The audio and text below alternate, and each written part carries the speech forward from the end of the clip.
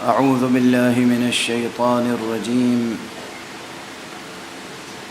بسم الله الرحمن الرحيم. الحمد لله رب العالمين، والصلاة والسلام على أشرف الخلائق أجمعين، سيدنا وسيد الأولين والآخرين، حبيبنا وحبيب إله العالمين، إمام المرسلين وخاتم النبيين، شفيع المذنبين ورحمة للعالمين، أبي القاسم المصطفى محمد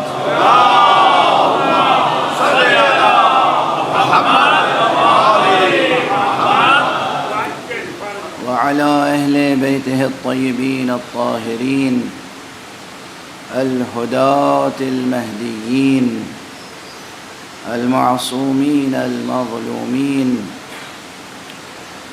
وعلى صحبهم المنتجبين المنتخبين المتقين، واللعنة الدائمة على أعداء الحق والدين. أما بعد، فقد قال الله تعالى عز اسمه في محكم كتابه ومتقن خطابه. بسم الله الرحمن الرحيم. ألم نشرح لك صدرك ووضعنا عنك وزرك الذي أنقض ظهرك ورفعنا لك ذكرك. صدق الله العلي العظيم. اللهم صل على محمد وآل محمد. ایک اور بلندر صلوات.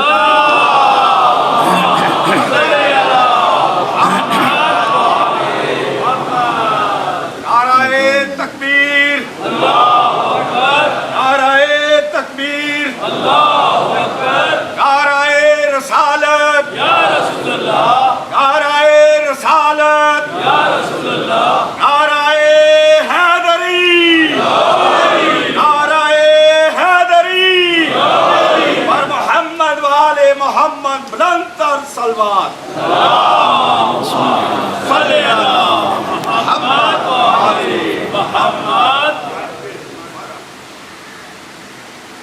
مجلس حضرت سید الشہداء ہے، اور کس قدر اچھی مناسبت ہے کہ ان مجلسوں میں ذکر مقام ختم مرتبت ہو رہا ہے.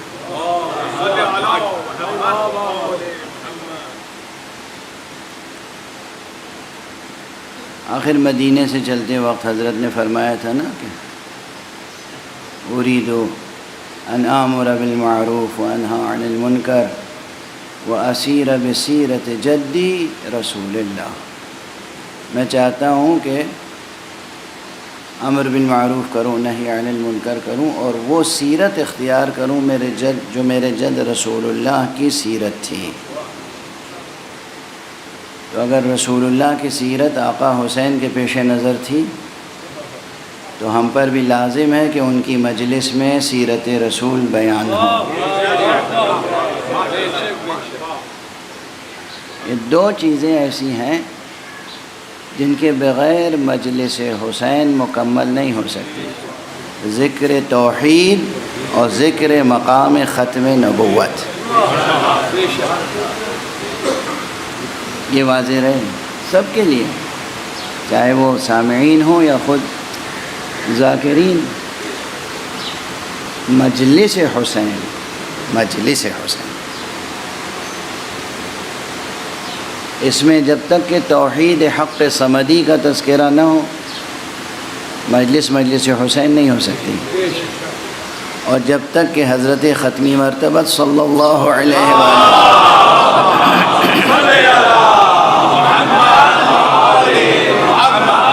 کا تذکرہ نہ ہو اس وقت تک بھی مجلس مجلس حسین نہیں ہو سکتی۔ بعض خاصے پڑھے لکھے لوگ بھی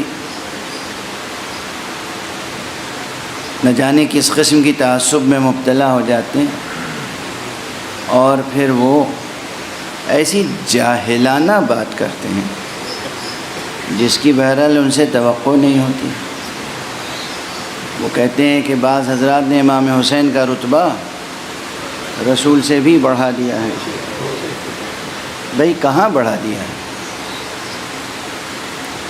آپ اس کے مجرم ہیں کہ آپ نے رسول کا رتبہ گھٹا دیا۔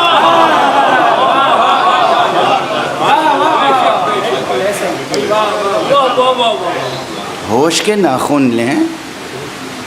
ارے نوجوان نسل بہت باہمت نسل ہے، اس کے سامنے آپ کا جھوٹ بہت جلدی کھل جائے گا۔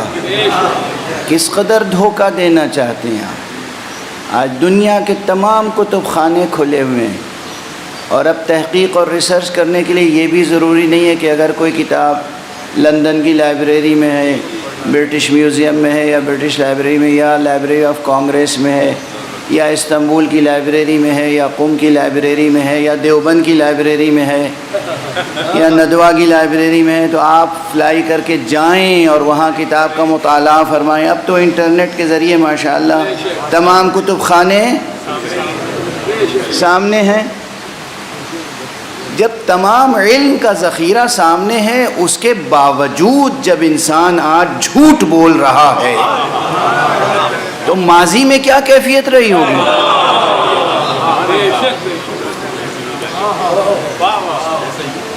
کس نے امام حسین کو رسول اللہ سے بڑھا دیا؟ کس نے؟ کب؟ کہاں؟ امام حسین کا تو رتبہ ہی شروع ہوتا ہے سبط رسول کے عنوان سے۔ سبط رسول، فرزند رسول، نواسہ رسول، اور ہمارے اور محافظ مقام نبوت، محافظ مقام ختم نبوت۔ یہی فضائل ہیں امام حسین کے، یہی کارنامہ ہے تاریخ میں امام حسین کا۔ شاید امام حسین کا تذکرہ آپ کو برا اس لیے لگتا ہے کہ آپ کے آباء و اجداد رسول کا تذکرہ مٹانا چاہتے تھے، وہ حسین نے مٹنے نہیں دیا۔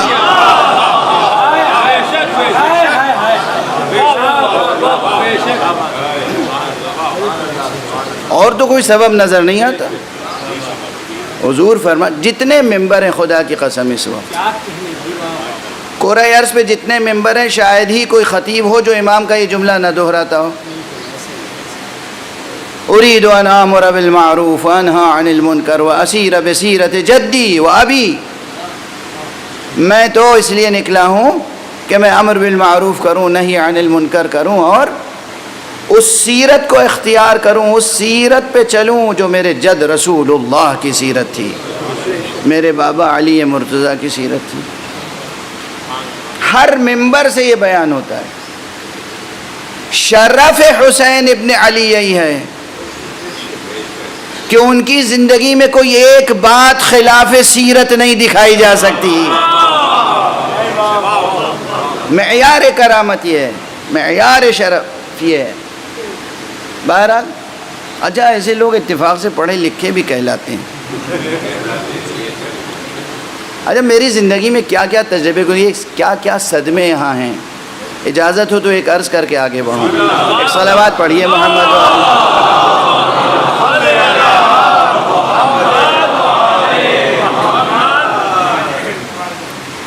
مجھے بچپن سے یہ شوق رہا کہ ہر علم و فن کے بزرگوں کی خدمت میں پہنچتا رہا، اور خاص طور سے علوم دینیہ، علوم شرعیہ اور علم حدیث سے شغف رہا۔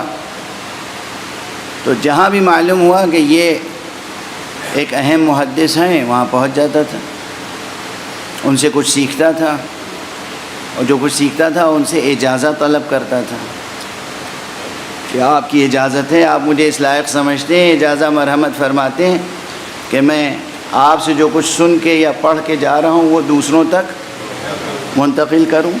یہ اجازہ حدیث ایک بڑی سند ہوتی ہے، چھوٹی سند نہیں ہوتی. میں اس لیے نہیں کہہ رہا ہوں کہ اپنا تذکرہ ہے، میں عرض کر رہا ہوں کسی وجہ سے.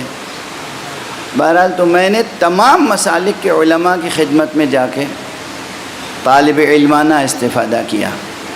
تمام مسالک، یعنی صرف شیعہ اثنا عشری نہیں، تمام مسالک جو بھی مسلمانوں کے درمیان مسالک ہیں ان کے جو بزرگ علماء ہیں ان کی خدمت میں پہنچا. بھائی امتحان لے لیجئے، اگر آپ اس لائق سمجھتے ہیں تو آپ بھی اجازت دیجئے، آپ بھی کچھ حدیث سنائیے، کچھ رسول کا ارشاد سنائیے، کچھ رسول کی سیرت بیان کیجئے، اور پھر مجھے اجازت دیجئے کہ میں آپ کے حوالے سے بیان کروں. تو اب نام نہیں لوں گا. ایک بہت بڑے بزرگ تھے، بہت بڑے بزرگ مانے جاتے تھے اپنے مسلک میں. میں نے کئی حضرات سے پہلے پوچھا کہ بھئی وہ فلاں سلسلے میں کون اس وقت صاحب سند ہے. ایک صاحب کا نام لیا گیا، دوسرے سے پوچھا انہوں نے بھی انہی کا نام لیا، تیسرے سے پوچھا انہوں نے بھی ان کا نام لیا، یہاں تک کہ مجھے اطمینان ہو گیا کہ یہ بزرگوار اس پورے مسلک میں پایہ اعتبار رکھتے ہیں. اب میں مصلحتاً نام نہیں لے رہا ہوں اس وقت، کسی کو ضرورت ہوگی تو مجھ سے نام پوچھ لے گا، میں عرض کر دوں گا، اور جو کچھ عرض کر رہا ہوں وہ چھپا ہوا پیش کر دوں گا ان کے اجازے کے ساتھ.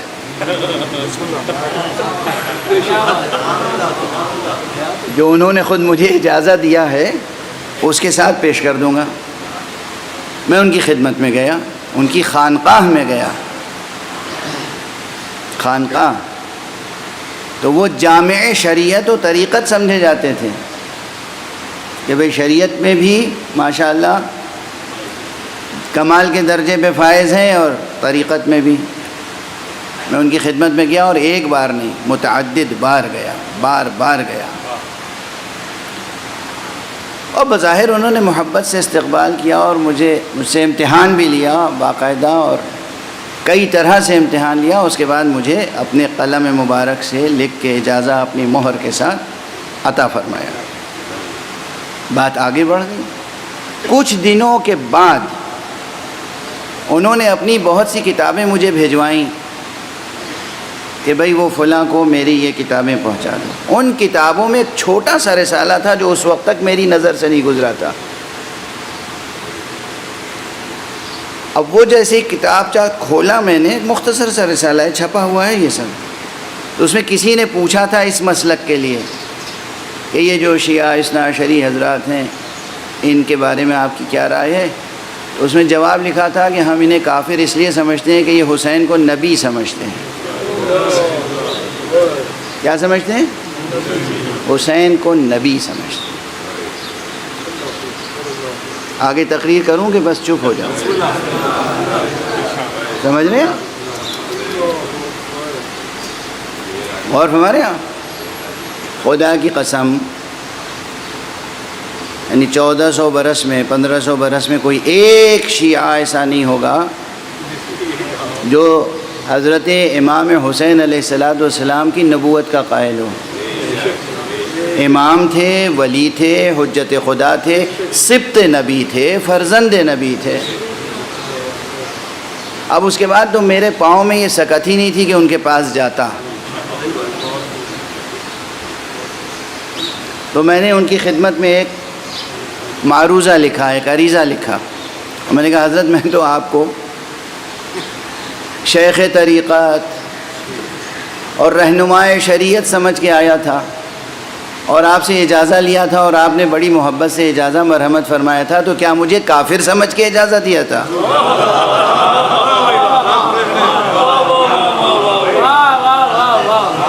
میں نے اپنا مسلک تو چھپایا نہیں تھا آپ سے، آپ نے مجھے کافر سمجھ کے اجازہ دیا تھا. یہ تو ایک الگ بات کہ اب معلوم ہوا کہ آپ کافروں کو بھی اجازہ دے دیتے ہیں. اور دوسری بات یہ کہ جناب والا میں آپ سے پھر استفادہ کرنا چاہتا ہوں، آپ کو یہ ایک حوالہ دے دیں جہاں کسی شیعہ نے امام حسین کو نبی کہا ہو. دیکھیے اگر یہ چیزیں چھپی ہوئی نہ ہوتی تو میں ممبر پہ آج نہ کہتا. آپ ایک حوالہ دے دیں جہاں کسی نے نبی کہا ہو، ایک حوالہ. یعنی بعض مسالک ایسے ہیں کہ ان مسالک کی بنیاد ہی جھوٹ پر رکھی گئی، کذب، جھوٹ، افترا، بہتان۔ ہم کہہ رہے ہیں سبت نبی، آپ سبت نہیں سن پا رہے ہیں، صرف نبی سن رہے ہیں۔ ہم کہہ رہے ہیں فرزند نبی، آپ لفظ فرزند نہیں سن پائے، صرف نبی سنا آپ نے۔ تو بھئی آپ اپنے کان کا علاج کیجئے، اپنے گوش مبارک کا علاج کیجئے۔ اگر کہیں عبارت لکھی ہوئی ہے تو اس عبارت کو پورا پڑھنے کے لیے اگر آپ کی آنکھیں کافی نہیں ہیں تو کچھ ڈاکٹروں سے مشورہ کر کے چشمہ لگائیے گا، متعصبوں سے مشورہ کر کے چشمہ نہ لگا لیجیے گا۔ اب اس سے زیادہ سلیس پیغام نہیں ہو سکتا۔ صلوات پڑھ دیجیے۔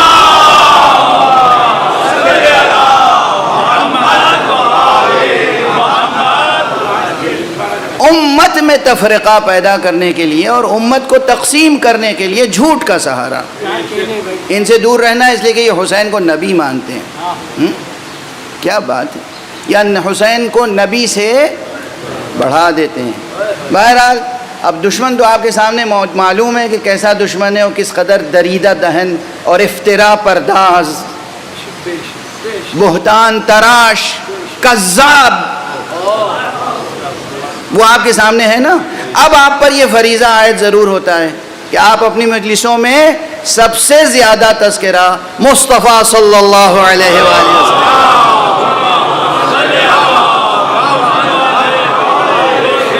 ایک اور بلند صلوات پڑھ دیجیے۔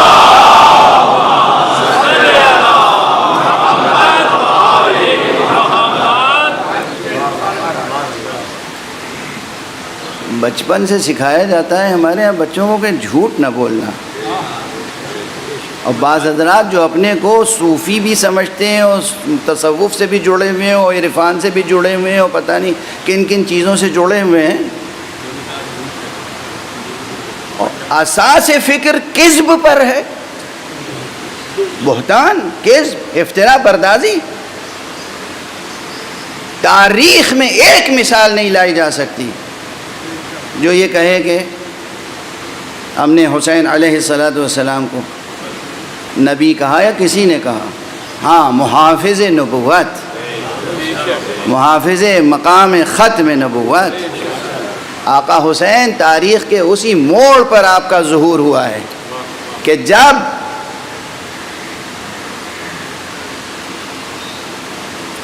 جنہیں آپ جائز سمجھتے تھے اور اب دنیا کے پریشر میں آ کر شرمندگی کا اظہار کرتے ہیں، ورنہ ہمیں معلوم ہے کہ آپ کا دل شرمندہ تو نہیں ہے یزید کو اپنا امام ماننے کے لیے۔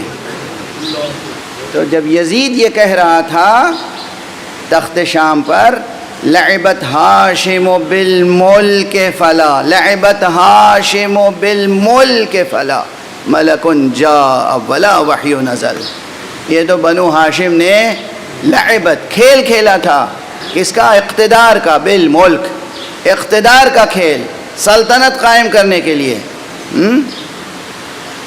ورنہ نہ کوئی ملک نازل ہوا تھا، فلا ملک جاء ولا وحی نزل، نہ کوئی وحی نازل ہوئی تھی۔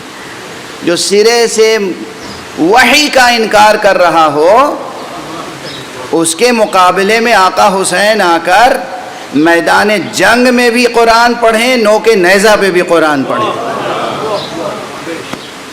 تو وہ حسین آپ کو کیسے پسند آ سکتا ہے؟ ایک صلوات پڑھ دیجئے محمد۔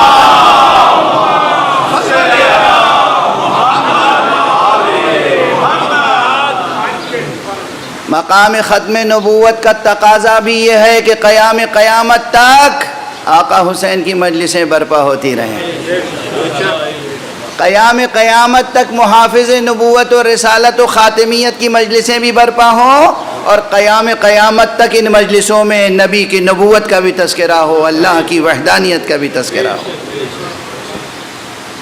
اب بہرحال گزشتہ چند مجلسوں سے جو سلسلہ قائم ہے گفتگو کا، اس کا عنوان قرآنی بھی وہ ہے جو خاص رسول اللہ صلی اللہ علیہ وآلہ وسلم۔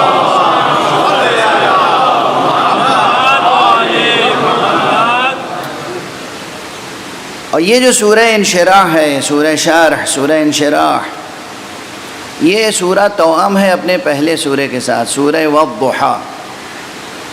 سورہ والضحیٰ میں 11 آیتیں ہیں اور سورہ انشراح میں 8 آیتیں، اور یہ دونوں مل کے 19 آیتیں ہو جاتی ہیں۔ خدا کی قسم اس فقیر نے یہ بات 1985 کی ہے، ان دونوں سوروں کو سامنے رکھ کے، صرف ان دونوں، یہ 19 آیتیں۔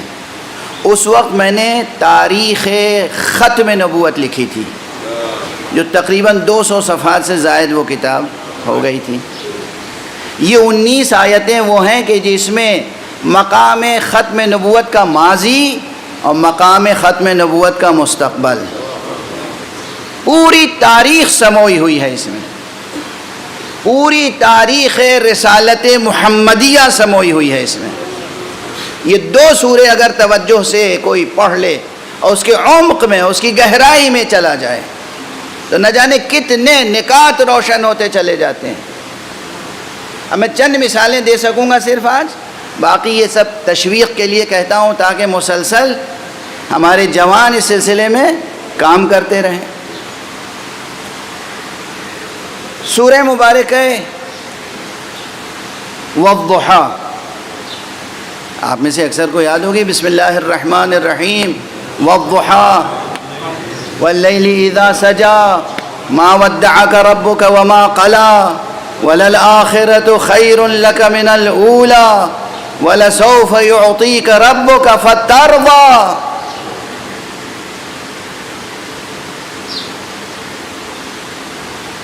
ألم يجدك يتيما فآوى ووجدك ضالا فهدى ووجدك عائلا فأغنى فأما اليتيم فلا تقهر وأما السائل فلا تنهر وأما بنعمة ربك فحدث۔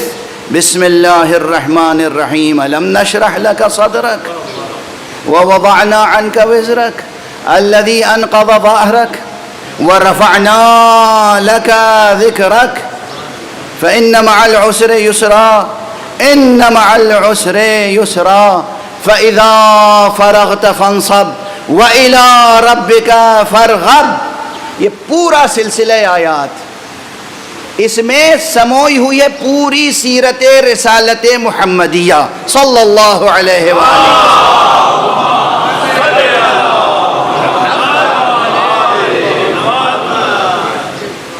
اور اس میں ایک فقہی مسئلہ عرض کر دوں چھوٹا سا، کہ یہ دونوں سورے ایک دوسرے سے اس طرح وابستہ ہیں، جڑے ہوئے ہیں، کہ نہ صرف ہمارے ہاں تو تقریباً اجماع علماء امامیہ ہے کہ نماز میں اگر سورہ حمد کے بعد، نماز واجب میں، چونکہ ہمارے ہاں کیا واجب ہے کہ نماز میں پہلی رکعت اور دوسری رکعت میں سورہ الحمد کے بعد کوئی ایک مکمل سورہ پڑھنا چاہیے، واجب نمازوں میں، مستحب میں نہیں، واجب فرض نمازوں میں۔ ایک دو ایسے فقہا ہیں کہ جنہوں نے اس وجوب کو بربنائے احتیاط وجوبی قرار دیا ہے، ورنہ باقی سب احتیاط نہیں سمجھتے، صریح فتویٰ دیتے ہیں کہ حمد کے بعد، سورہ حمد کے بعد ایک مکمل سورہ پڑھا جائے، اور اس سے زیادہ بھی نہ پڑھا جائے، کیونکہ جو سیرت پیغمبر ہے، جو سکھایا گیا، جو معصوم ائمہ نے، اہل بیت سے ہونے والے ائمہ نے سکھایا۔ مستحب نمازوں کی بات نہیں ہے، واجب نمازوں کی بات۔ مستحب نمازوں میں تو آپ ایک آیت بھی پڑھ سکتے ہیں اور 3 آیتیں بھی پڑھ سکتے ہیں اور چند رکوع بھی پڑھ سکتے ہیں اور ایک سے زیادہ سورے بھی پڑھ سکتے ہیں اور ایک ہی سورہ ایک سے زائد بار پڑھ سکتے ہیں۔ مستحب نمازوں کے احکام الگ ہیں۔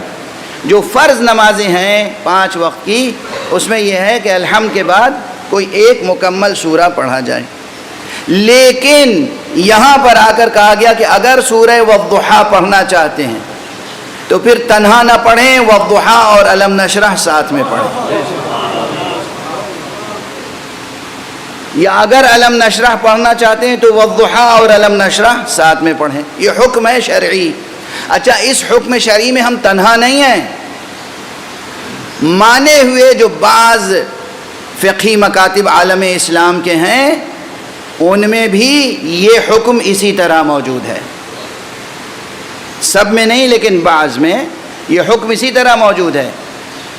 علماء اہل سنت میں سے، فقہاء اہل سنت میں سے، ائمہ اہل سنت میں سے بعض کا قول صاف و صریح یہ ہے کہ اگر سورہ والضحیٰ پڑھنا چاہتے ہیں تو الم نشرح بھی پڑھیں۔ اس کے معنی ہے کہ ان دونوں سوروں میں ایک خاص ربط و تعلق ہے، اور میں جو عرض کر رہا ہوں کہ اس کا ربط و تعلق جو سیرت مصطفیٰ صلی اللہ علیہ وآلہ وسلم سے،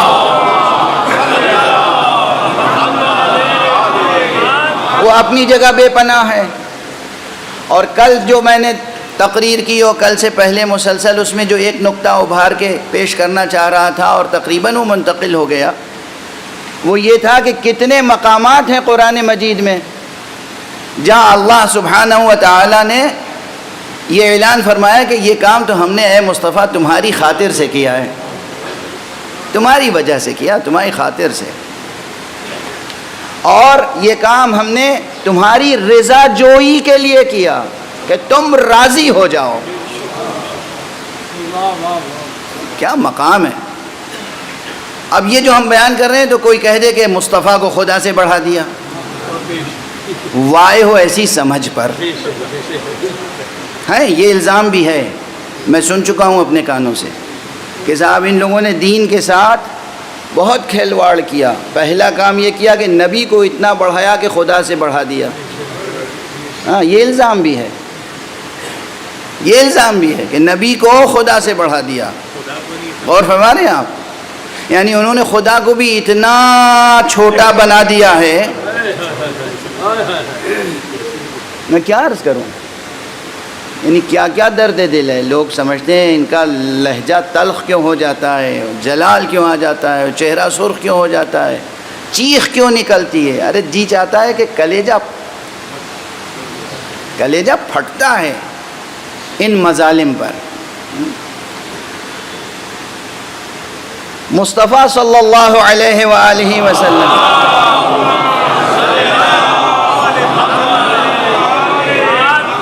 اللہ فرما رہا ہے کہ میں چاہتا ہوں کہ تم راضی ہو جاؤ۔ اور کل اس کی ایک مثال دی تھی میں نے، کعبے کی اور قبلے کی، فَلَنُوَلِّيَنَّكَ قِبْلَةً تَرْضَاهَا، ہم تمہیں ایسے قبلے کی طرف موڑ دیں گے جس سے تم راضی ہو جاؤ۔ ہر وقت یہ 5 وقت جب آپ نماز پڑھتے ہیں تو جب قبلے کی طرف کھڑے ہوں تو اس آیت کو ضرور یاد کر لیں۔ میں اور کچھ نہیں کہہ رہا ہوں، قرآن کی اس آیت کو یاد کر لیں کہ اللہ نے قبلے کی طرف کھڑے ہو کے نماز پڑھنے، کعبے کی طرف کھڑے ہو کر نماز پڑھنے کا حکم اس لیے دیا ہے تاکہ مصطفیٰ راضی ہو جائیں۔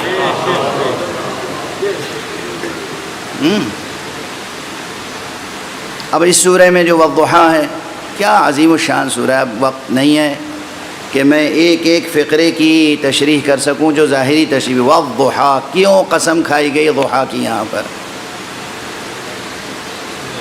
دن کا وہ حصہ جس میں سورج کی ایسی روشنی ہوتی ہے کہ جس سے تمام خلقت کو ایک قوت ملتی ہے، قوت حیات، نشو و نما کی قوت ملتی ہے، چاہے وہ انسان ہو، چاہے وہ نباتات ہوں، چاہے حیوانات ہوں، چاہے خود جمادات ہوں۔ اگر کوئی پتھر کا ٹکڑا الماس بننا چاہے، اگر کوئی پتھر کا ٹکڑا یاقوت بننا چاہے، اگر کوئی پتھر کا ٹکڑا عقیق بننا چاہے، اگر کوئی صحرا کا ذرہ در نجف بننا چاہے، تو اس کے لیے یہ جو ضحیٰ کا وقت ہے نا، اس وقت جو سورج کی کرنیں آتی ہیں ان میں نہ جانے کتنی تاثیر ہوتی ہے، اور اس کی قسم کھائی جا رہی ہے والضحیٰ واللیل اذا سجا ما ودعک ربک وما قلی۔ میں ترجمہ نہیں کر رہا ہوں، آپ لوگ ترجمہ جا کے دیکھیے گا، چونکہ ترجمہ کروں گا تو ایک ایک لفظ پر اپنی طالب علمانہ انداز سے اٹک اٹک کے رک رک کے گفتگو کروں گا۔ جو آیت توجہ دلا کے آگے بڑھنا چاہتا ہوں وہ یہ ہے وَلَسَوْفَ يُعْطِيكَ رَبُّكَ فَتَرْضَى، ان قریب اللہ تمہیں وہ عطا کرے گا کہ تم راضی ہو جاؤ گے۔ وہی ترضا کا کلمہ آیا نا، وہاں ترضاہا، یہاں بس ہے ترضا۔ اب وہ کیوں ہے وہ سب عربی داں حضرات سمجھتے ہیں. اللہ تمہیں وہ عطا کرے گا کہ تم راضی ہو جاؤ گے. اچھا اس کے فوراً بعد پھر جب آیت آگے بڑھی تو کیا ہوا؟ مستقبل میں عطا کرے گا وہ کچھ کہ تم راضی ہو جاؤ گے. تم نے دیکھا نہیں؟ الم یجد کا یتیمن فآوا، تمہیں یتیم پایا تو تمہیں پناہ دی.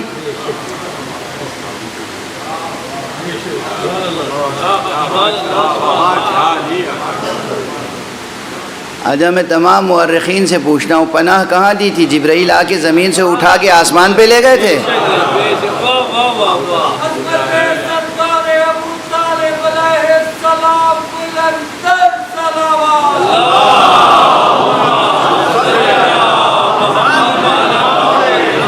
ارے بھائی اللہ تو قادر مطلق ہے، اللہ تو قادر مطلق ہے. وہ جبرائیل کو بھیجتا اور کہتا کہ یہ یتیم عبداللہ کو، در یتیم آمنہ کو، اب اس کے بابا جو ہے وفات پا چکے ہیں، یہ یتیم ہی پیدا ہوا ہے بچہ، اسے اٹھا لاؤ، اس کے دشمن بہت ہیں، اسے اٹھا لاؤ، سایہ عرش میں پروان چڑھاؤ، جب 40 برس کا ہو جائے گا تو پھر لے جا کے زمین پر کھڑا کر دینا، یہ نبوت کا اعلان کر دے گا. اللہ سبحانہ و تعالیٰ کے لیے کیا یہ ممکن نہیں تھا؟ ممکن تو تھا، قادر مطلق ہے، مگر اس نے یہ نہیں کیا. الم یجد کا یتیمن فآوا. اچھا یہی کہتا کہ خانہ کعبہ میں رکھو انہیں، خانہ کعبہ میں بھی نہیں رکھا، کیونکہ خانہ کعبہ اس وقت اس لائق نہیں تھا کہ مصطفیٰ اس میں رہ سکیں.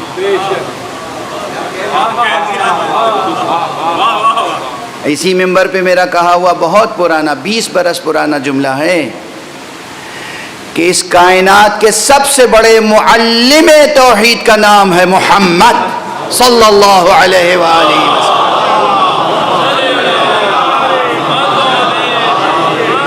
یعنی ہر نبی نے توحید کا پیغام سنایا. آدم نے توحید کا پیغام سنایا، نوح نے توحید کا پیغام سنایا، ابراہیم نے توحید کا پیغام سنایا.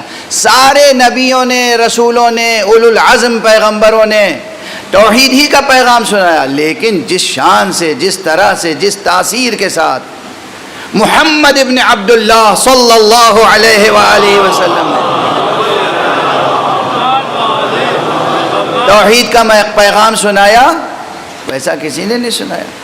اس کائنات کے سب سے بڑے معلم توحید کا نام ہے محمد صلی اللہ علیہ وآلہ وسلم.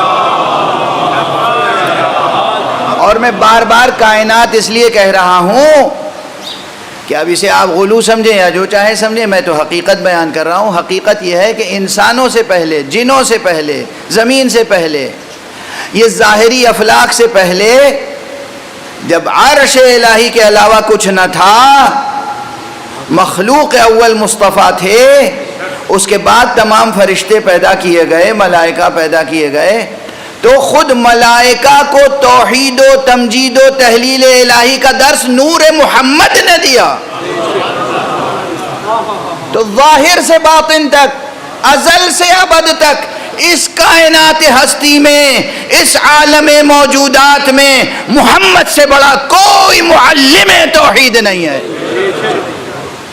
ایسا معلم توحید ممکن کیسے تھا کہ اس کو ایک بتکدے میں رکھ دیا جائے؟ اچھا آپ حضرات بھی مکرر باتیں سننے کے عادی تو ہیں، میرا جی نہیں چاہتا کہ میں اپنی بات بھی دہراؤں، مگر کبھی کبھی بات اگر اچھی ہوتی ہے تو دہرا دیا جاتا ہے. اس کائنات کا معلم، سب سے بڑا معلم توحید سرکار رسالت مآب کی ذات ہے، اور سب سے بڑے عالم توحید امیر المؤمنین علی ابن ابی طالب علیہ السلام.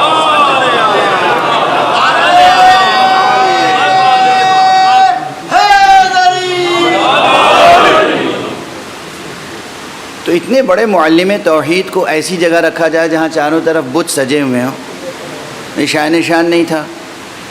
تو اللہ نے اہتمام کیا کہ مکے میں وہ گھر تلاش کیا جہاں کوئی بت نہیں تھا. بے شک سبحان اللہ اب یہ ہے تاریخ کی ستم ظریفی. خود اللہ کے گھر میں تو بت رکھے ہوئے تھے, اور اگر بت نہیں تھے کہیں تو وہ خانہ ابو طالب تھا. بے شک بے شک چنانچہ خانہ حضرت ابو طالب میں جناب پیغمبر اکرم صلی اللہ علیہ وآلہ وسلم کی ولادت بھی ہوئی, اور وہیں آپ کی شروع میں پرورش بھی ہوئی. بے شک تو پرورش تو کی جناب ابو طالب نے, پناہ تو دی ابو طالب نے. اللہ فرما رہا ہے الم یجد کا یتیما فآوا, کیا ایسا نہیں ہوا کہ آپ یتیم تھے تو ہم نے پناہ دی؟ اس روئے زمین پر جتنے مومن و مسلم ہیں سب کا ایمان و اسلام اس کے اوپر قربان ہو جائے, جس کے عمل کو خدا اپنا عمل قرار دے رہا.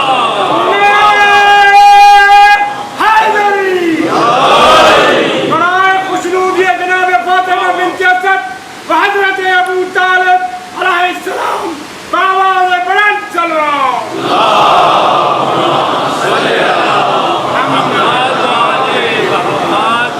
کتنی تیزی سے وقت گزر جاتا ہے اور باتیں رہ جاتی ہیں. اب یہاں پر ایک بات تذکرہ کیے بغیر آگے نہیں بڑھ سکتا میں. تاریخ میں سلسلہ حوادث میں بھی اور سلسلہ افکار میں بھی, سلسلہ حوادث میں بھی اور سلسلہ اقدار میں بھی, جو سمجھ رہے ہیں وہ سمجھ رہے ہیں, جو نہیں سمجھ رہے ہیں وہ سمجھنے کی کوشش کریں. تاریخ میں ایک ہوتا ہے سلسلہ حوادث کا, واقعات کا, لیکن ایک سلسلہ افکار کا ہوتا ہے, ایک سلسلہ اقدار کا ہوتا ہے, ایک سلسلہ معنویات کا ہوتا ہے. تو تاریخ واقعات میں بھی اور تاریخ افکار و اقدار میں بھی دونوں اعتبار سے حضرت ابو طالب علیہ السلام کا ایک مرتبہ ہے. اور وہ مرتبہ کیا ہے, اور ایک رول ہے. وہ رول یہ ہے کہ عالم بشری کو مقام خاتمیت کے سمجھنے کے لائق بنایا.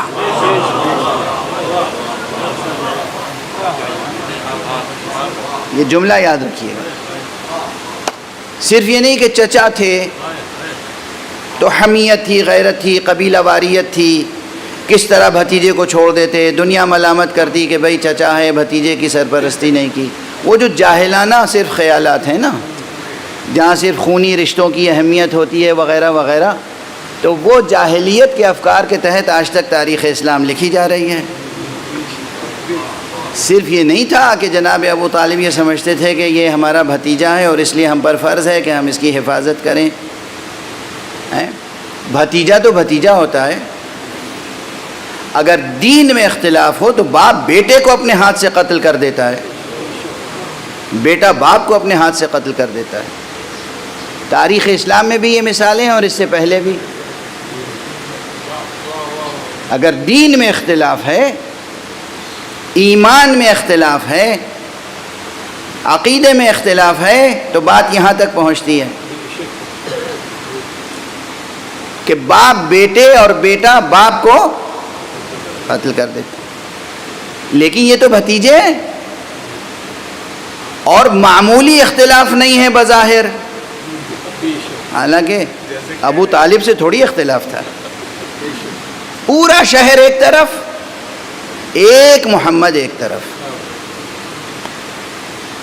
اور جناب ابو طالب نہ صرف یہ کہ پناہ دیے ہوئے ہیں, اپنے ساتھ رکھے ہوئے ہیں, حفاظت کر رہے ہیں.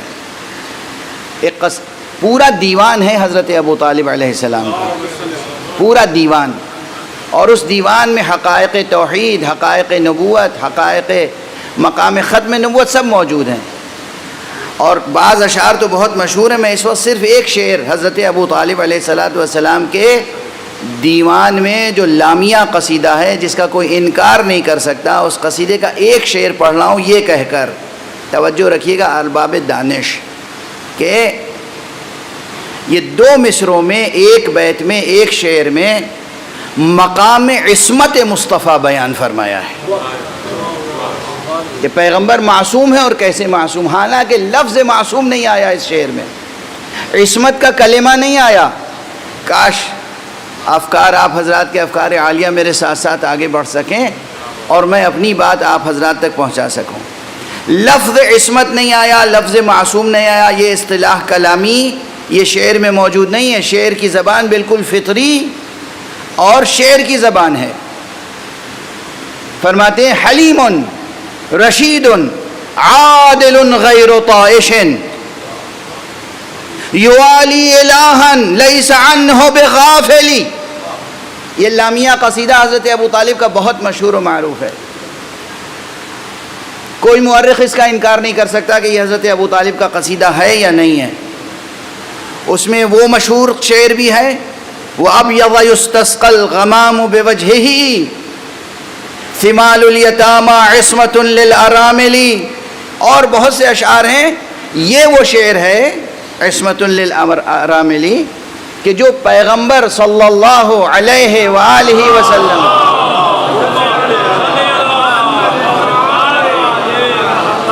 بعض مواقع پر اپنے اصحاب کو دیکھ کے کہتے تھے تم میں سے کوئی ہے جسے ابو طالب کا وہ شعر یاد ہو؟ کوئی ہے جو مجھے وہ شعر سنائے؟ اور لوگ شعر سنا کر بزم مصطفیٰ میں بار پاتے تھے، اعتبار پاتے تھے، عزت پاتے تھے، آبرو پاتے تھے، حضور کی شفقتوں کے مستحق قرار پاتے تھے. اب میں اس مشہور شعر کی بات نہیں کر رہا ہوں. دیکھیے علم اخلاق کی کتابوں کا نچوڑ اور علم کلام میں عصمت کے مفہوم کا نچوڑ دونوں اس ایک شعر میں موجود ہے. اور شعر بہت سادہ سا. حلیم ایک صفت بیان ہوئی کہ یہ ہمارا بھتیجا وہ ہے جس کے تم درپے آزار ہو، تم چاہتے ہو ہم اسے چھوڑ دیں اور تم قتل کر دو. یاد رکھو ہم اسے چھوڑنے والے نہیں ہیں، ہم اس کی حفاظت سے دستبردار ہونے والے نہیں ہیں. کیوں؟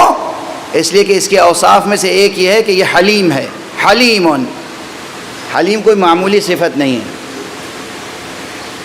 حلم کی صفات یعنی بردباری، برداشت، صبر. حلیم رشید، اور یہ رشید ہے. رشید کسے کہتے ہیں؟ جو حکمت رکھتا ہو، ویژن رکھتا ہو، بصیرت رکھتا ہو، علم رکھتا ہو، وہ ہے رشید.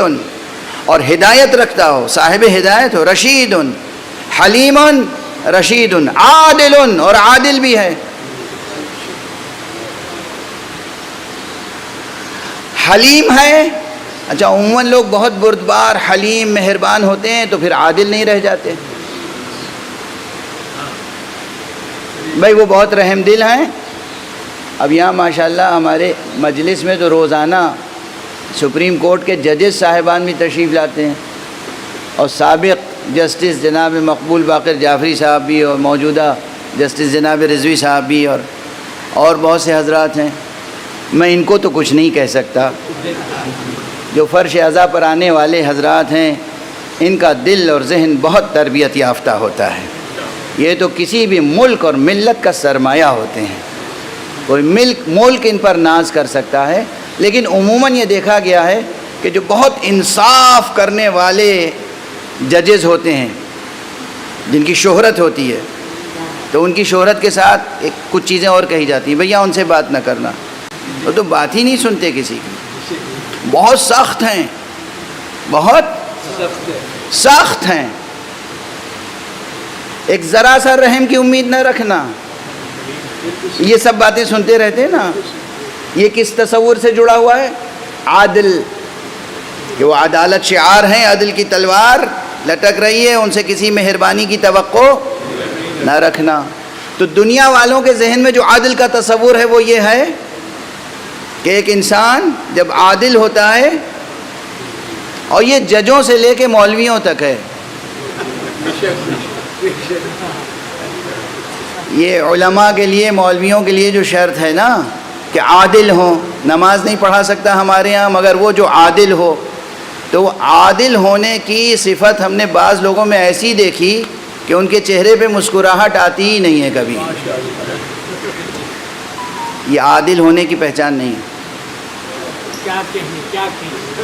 بہرحال وہ مصطفیٰ ایک طرف رحم دلی ہے، بردباری ہے، حلم ہے، اور دوسری طرف عدل ہے، اور تیسری طرف کیا ہے؟ رشد، حکمت، علم، بصیرت. توجہ ہے، حلم، رشد، عدل. اور جہاں پہلے حضرت ابو طالب نے فرمایا حلیم، رشید، عادل، عادل، فوراً کہا غیر طائش، مگر یہ عادل وہ ہے جس کے اندر طائش نہیں ہے.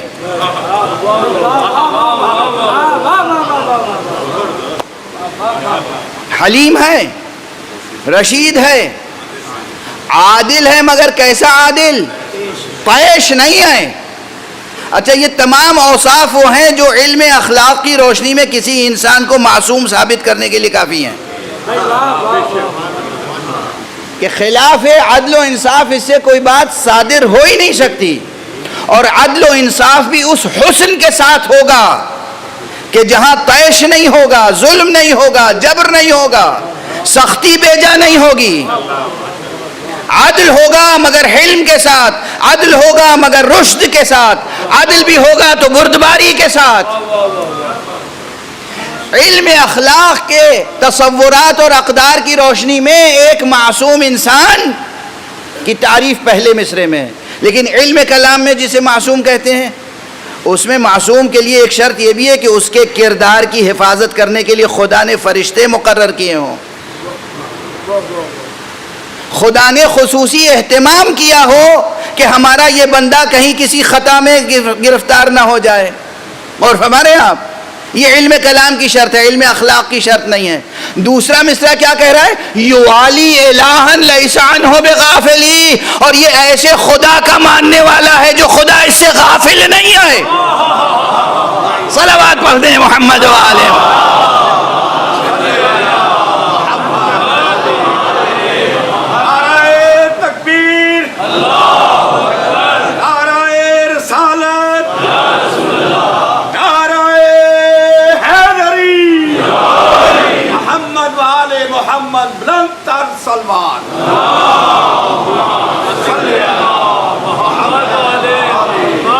ایک شعر، صرف ایک شعر. یہ تو میں نے بہت یعنی وقت کا دامن جتنی وسعت رکھتا تھا اس کے لحاظ سے عرض کر دیا، ورنہ صرف لفظ حلیم پہ کتنی دیر گفتگو ہو سکتی ہے. کیا کیا مفاہیم ہیں. رشید، اس کے لیے کیا کیا مباحث ہیں. عادل، اس کے لیے کیا کیا مباحث ہیں. پھر وہ عادل جو غیر طائش ہو. وجد کیجئے، حلیم، رشید، عادل، غیر طائش، یوالی الہا لیس عنہ بغافلی. یہ خود ذاتی طور پر حلیم ہے، رشید ہے، عادل ہے، اور طیش بھی نہیں آتا اسے. اور اس خدا کو مانتا ہے جو خدا اس کی طرف سے کبھی غافل نہیں ہوتا، یعنی ہمیشہ خدا کی نگرانی اور حفاظت ہے. خدا کی نگرانی ہے اور اس کی حفاظت ہے، اس کی گواہی کون دے رہا ہے؟ صلوات پڑھ دیجئے محمد.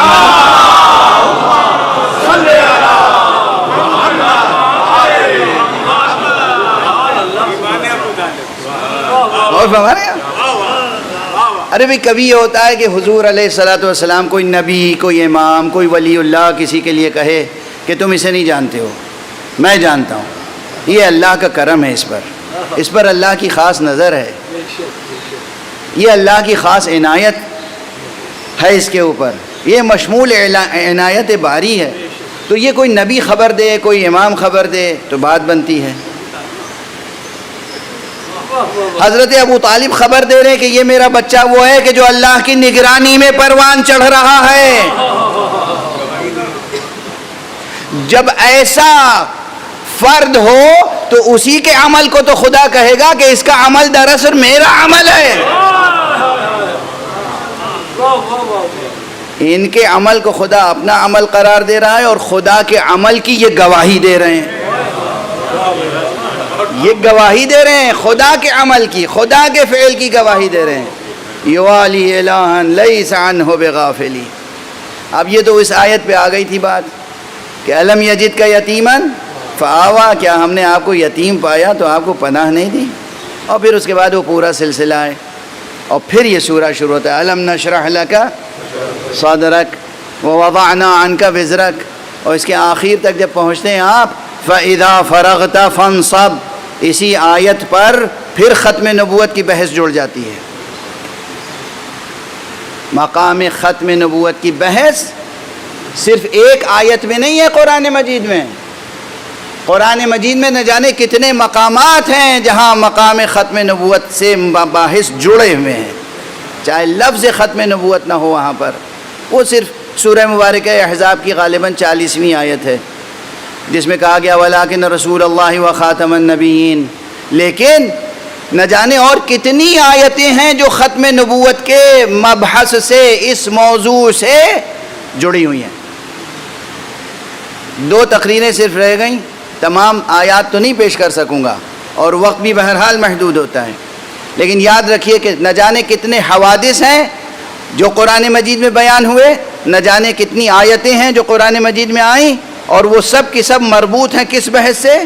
ختم نبوت، کہ اب محمد ابن عبداللہ صلی اللہ علیہ وآلہ وسلم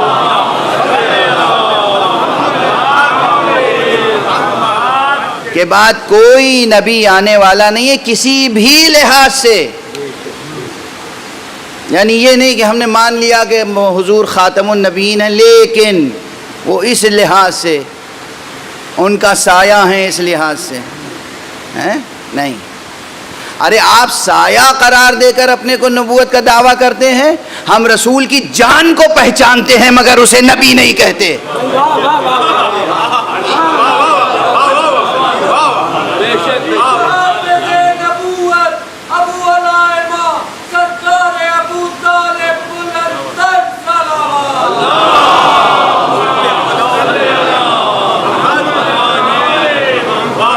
آپ سایہ نبی قرار دیتے ہیں اس نبی کا جس کا سایہ نہیں تھا، پہلے تو اس کا سایہ خلق کرتے ہیں پھر نبوت کا دعویٰ کرتے ہیں۔ ہم تو نفس نبی، روح نبی، جان نبی کو جانتے ہیں مگر اسے نبی نہیں کہتے۔ اس لیے کہ ہمیں یاد ہے درس پیغمبر، یا علی انت منی بمنزلت ہارون من موسیٰ الا انہ لا نبی بعدی، اے علی تمہاری نسبت، تمہاری منزلت، تمہارا رشتہ مجھ سے وہی ہے جو ہارون کا رشتہ موسیٰ سے تھا، مگر یہ کہ اب میرے بعد نبوت نہیں ہے۔ نہ علی نبی ہیں، نہ حسن نبی ہیں، نہ حسین نبی ہیں۔ فرشتوں کا سامنا ہونے سے پہلے توبہ کر لیجئے تو اچھا ہے، ایک صلوات پڑھیے۔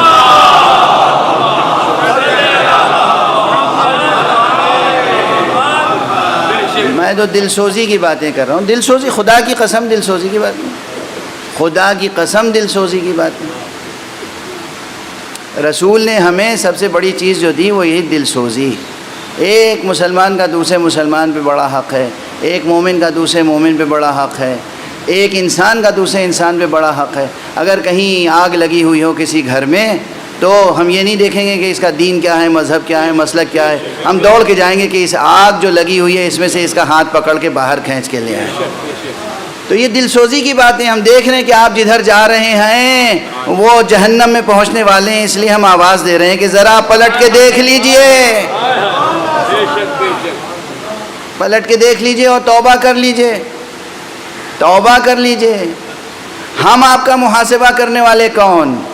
محاسبہ کرنے والا وہ حسیب ہے، وہ ہے جو سریع الحساب ہے، وہ ہے اور اس کا پورا نظام ہے، وہ ہے اور اس کا حبیب محمد مصطفیٰ صلی اللہ علیہ وسلم۔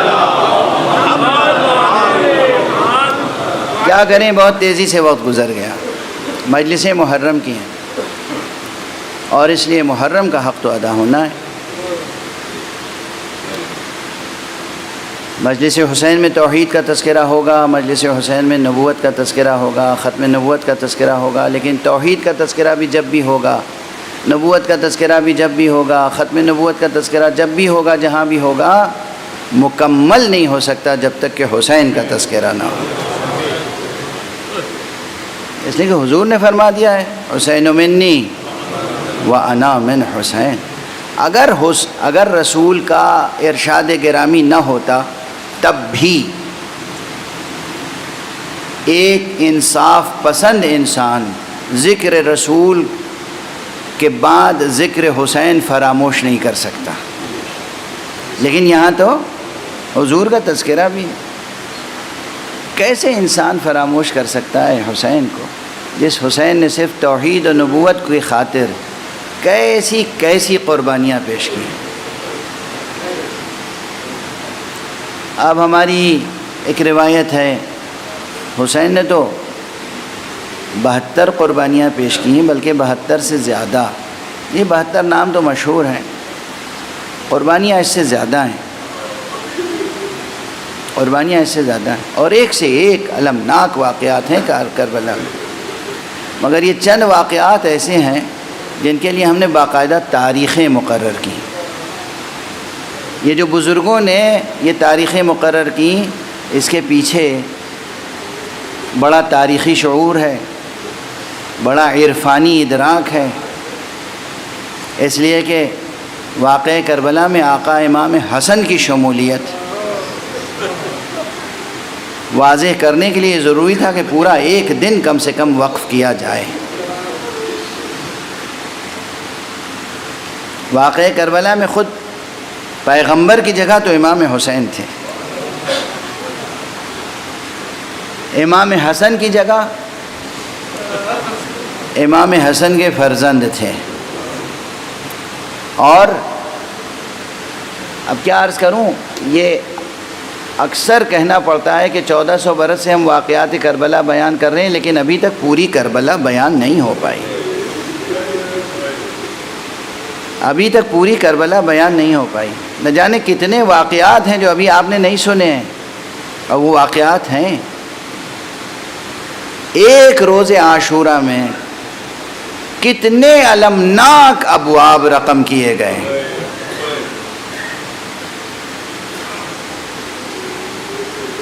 ایک امام حسن کے 3 فرزند کم سے کم شہید ہوئے ہیں کربلا میں۔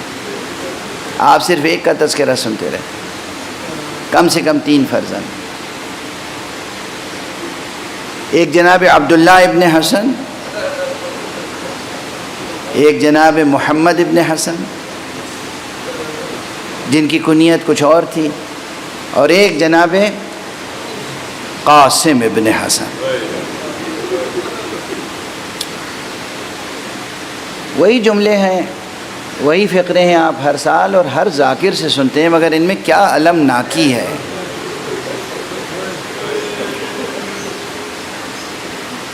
بہت کم ایسے شہداء ہیں جن کے لیے آقا امام حسین نے اجازت دینے میں بہت تأمل کیا ہو۔ لوگ آتے تھے، آقا اجازت دیجیے، آپ دعائیں دیتے تھے اور اجازت دے دیتے تھے، میں چارہ نہیں۔ لیکن جب قاسم آئے ہیں، آج صبح بھی نماز صبح کے بعد خصوصیت سے میں مطالعہ کر رہا تھا علامہ محسن امین عاملی کی کتاب کا، کہ کہیں کوئی یہ نہ کھانا کہ نہ جانے کتنی بار پڑھ چکا ہوں، لیکن پھر اپنے حافظے کو تازہ کرنے کے لیے، اور یہ کہ کوئی پوچھے تو تازہ حوالہ دے سکوں۔ بعض حضرات نے پوچھا ہے مجھ سے، اس لیے گزارش کرنا ہوں، پڑھ چکا ہوں پہلے۔ ایک قاسم ایسے ہیں، نہ جانے کیا کشش تھی قاسم میں، کہ جب جناب قاسم ابن حسن تشریف لائیں تو آقا حسین نے دیکھا، سینے سے لگایا اور اتنا گریہ کیا کہ آقا بھی غش کھا کے زمین پہ گرے، قاسم بھی غش کھا کے۔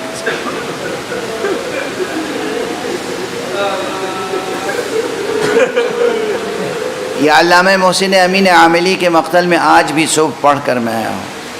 قاسم کو کلیجے سے لگا کے، سینے سے لگا کے اتنا گریہ کیا کہ قاسم بھی غش کھا کے زمین پہ گرے، حسین بھی غش کھا کے گرے۔ اس کے بعد اٹھے اور آسانی سے میدان میں جانے کی اجازت نہیں دے رہے تھے۔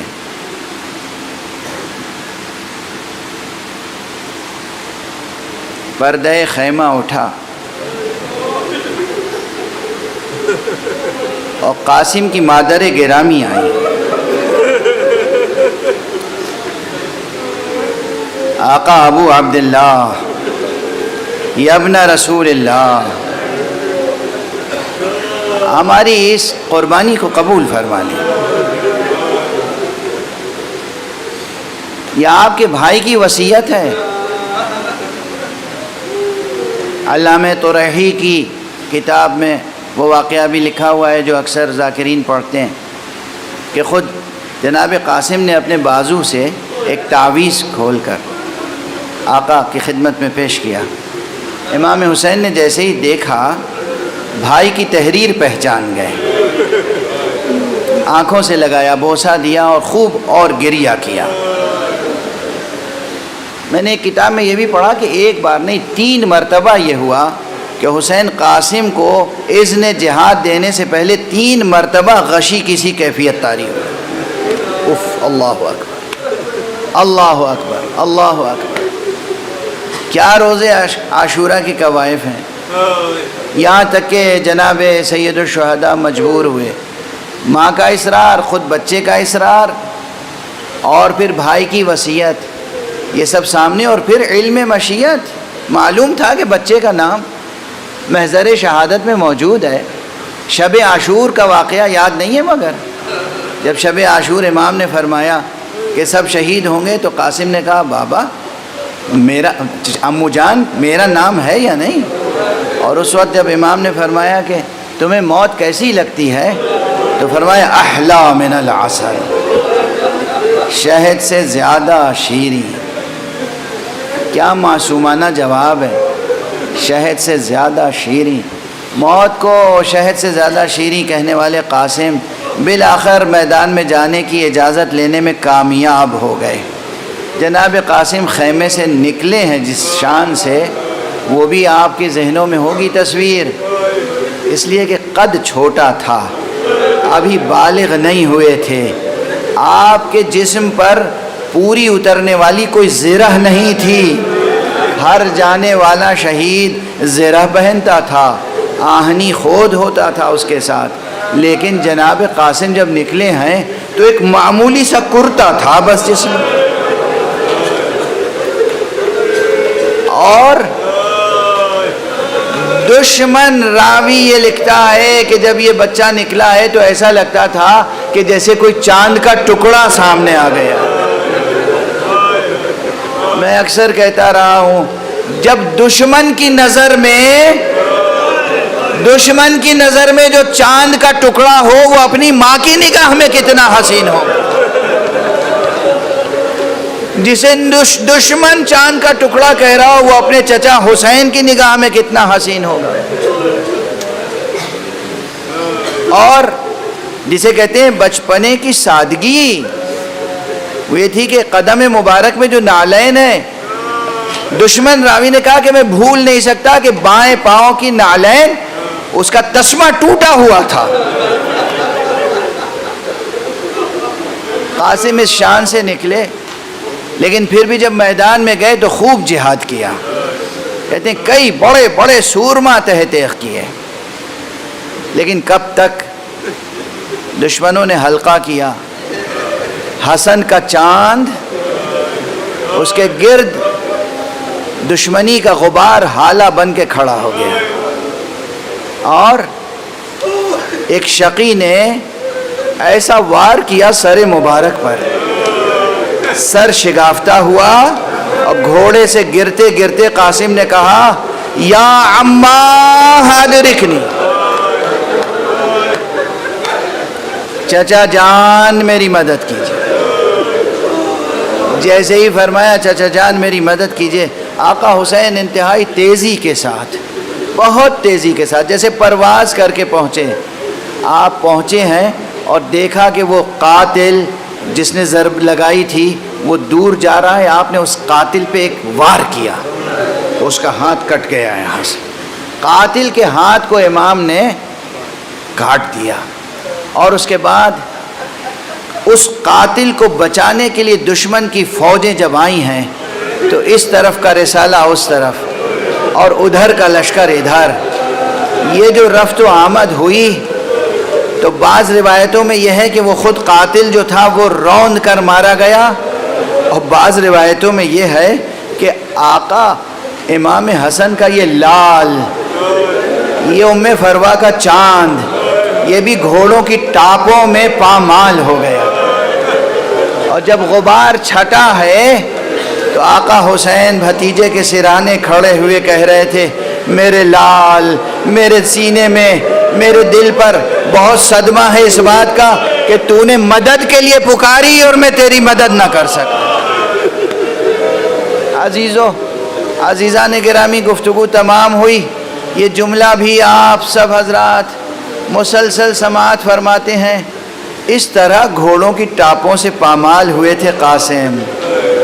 لاشا ٹکڑے ٹکڑے ہو گیا تھا. امام نے اپنی ردا اتاری، زمین کربلا پہ بچھائی، قاسم کے لاشے کے ٹکڑے جمع کیے، اور اس کے بعد جب خیمے میں آئے ہیں تو بس بیویوں کی زبان پر ایک کوہرام تھا، واہ حسنا، واہ محمدا، واہ قاسمہ. قاسم دنیا سے چلے گئے، قاسم شہید ہو گئے. حسن اور ام فروہ کی قربانی قبول بارگاہ ہو گئی. انا للہ و انا الیہ راجعون. رضا بقضائہ و تسلیما لامرہ.